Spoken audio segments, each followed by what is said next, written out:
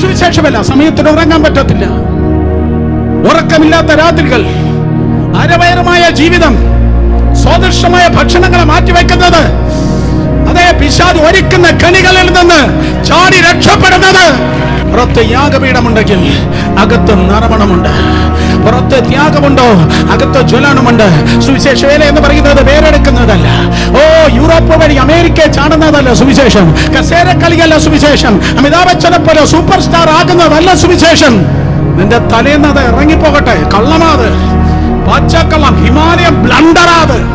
ഹിമാലയം blunder, പേര്, പ്രസിദ്ധി, സ്ഥാനം, മാനം, അങ്കിളിനെ പോലെ യാത്ര ചെയ്യല്ലേ മക്കളെ. ചെത്ത അല്ലേ ഞായറാഴ്ച. ഇപ്പം വീഴും, പിന്നെ വീഴും, ഇപ്പം കെട്ടും, പിന്നെ കെട്ടും, പിന്നെ കെട്ടും, ഇപ്പം കെട്ടും.